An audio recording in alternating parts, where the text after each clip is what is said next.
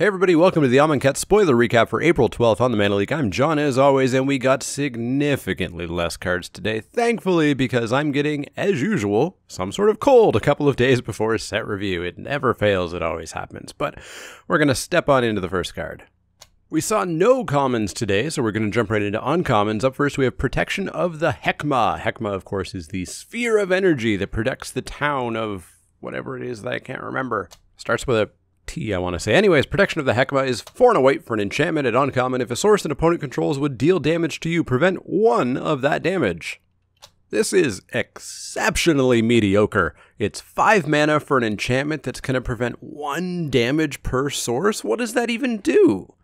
That doesn't do anything. You are just going to die maybe a turn later. Maybe. Don't play this. I try not to get too deep into a set review territory with these spoiler recaps, but don't play this. It's bad. It's real bad. Getting right away from that, up next is Enigma Drake. Enigma Drake is 1 blue-red for a creature drake at uncommon. It's a star 4 with flying, and Enigma's Drake power is equal to the number of instant and sorcery cards in the graveyard. So we have another payoff along with Cryptic Serpent for instant and sorceries deck, but again, I still haven't seen enough to actually want to do that in Limited. Keep this to your Commander, to your Modern Spells Matters, etc. decks.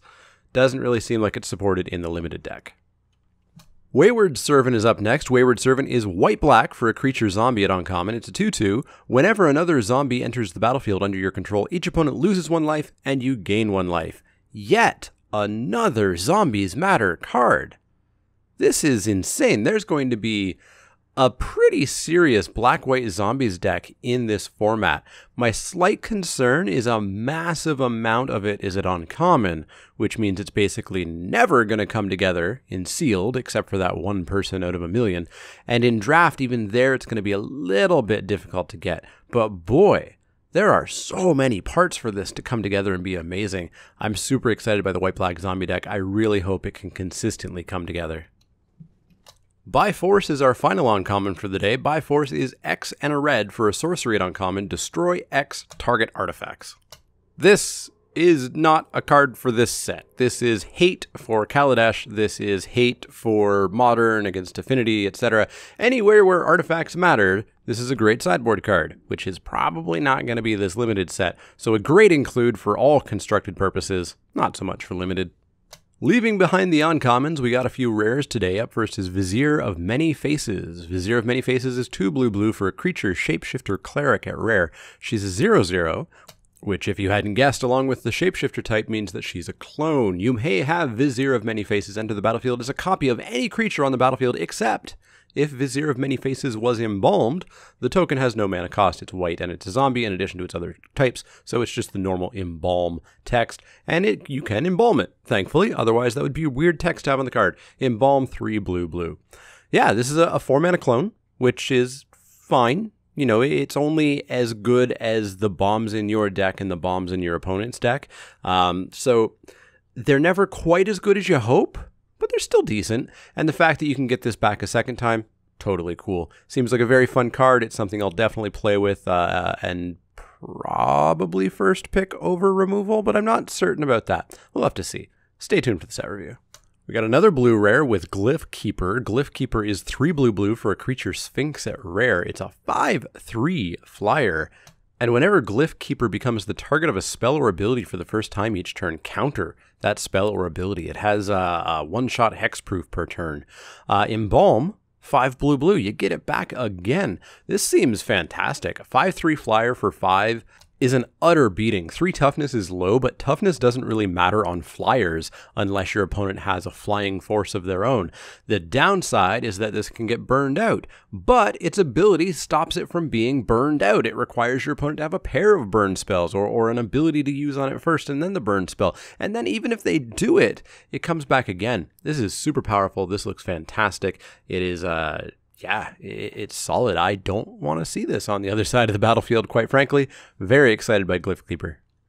Our final rare for the day is Sweltering Suns. Sweltering Suns is 1 red for a sorcery at rare. Sweltering Suns deals 3 damage to each creature. cycling for 3 generic mana. So this is Anger of the Gods or any of the other 3 damage to everything cards that we've seen lately, Incendiary Sabotage, etc. Except if you don't want to use it, you can pay 3 and turn it into another card. This effect is always kind of fine in Limited, but the trick is that red is typically just barfing its hand out in Limited. Holding back, waiting for Sweltering Suns, doesn't necessarily always work out the best, or waiting for Anger of the Gods, or waiting for Incendiary Sabotage. That being said, you can build decks that work that way, and you can get them, so this is totally fine. It's just nowhere near as amazing as it tends to be in constructed format, so keep that in mind. Cycling definitely ups the floor a little bit, but we'll talk a lot about cycling in the set review, and how I love it. But I'm not as over the moon about it as some people. I still have 0 plans on playing bad cards because they say cycling.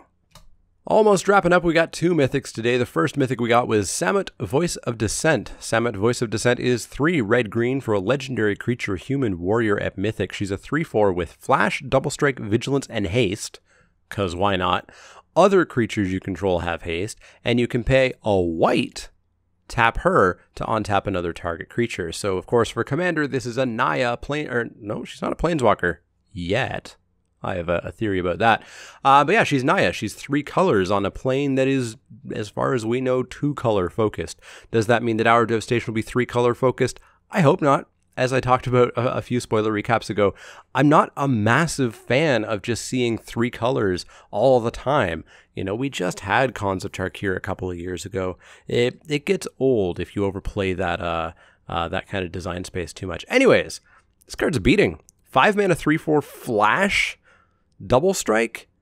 This is gonna kill everything that gets in its way. It's gonna act as removal basically for 5 mana, but removal that sticks around as a horrifying threat. This thing attacks for 6.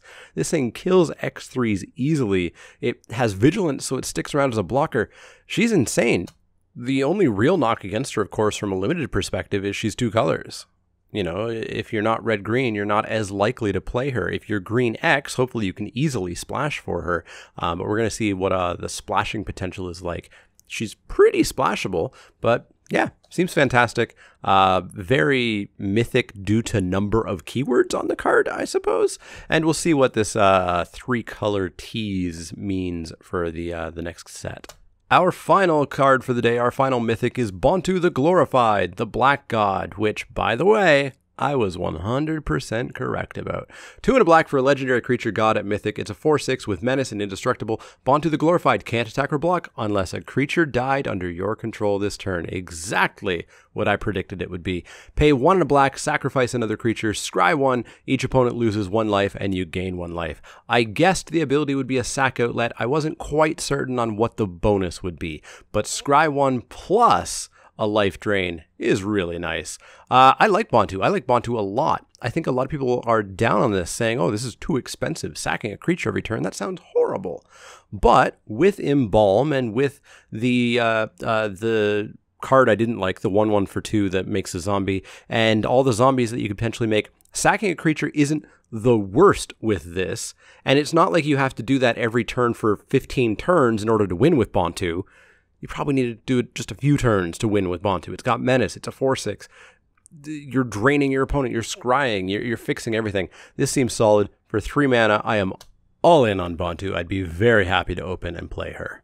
So that's going to wrap it up for the day. Thankfully, a short video so I can get some rest and hopefully not have a cold tomorrow for our final spoiler recap, and then of course the white set review Friday afternoon. So make sure you stay tuned for that. As always, if you have any questions, comments, or suggestions, you can find me on Twitter at TheManaLeek. That's L-E-E-K, like the vegetable, not the card. You can also find me at Facebook.com/TheManaLeek, Twitch.tv/TheManaLeek, and Patreon.com/TheManaLeek, where you can become a backer and earn your way towards playmats and things like that.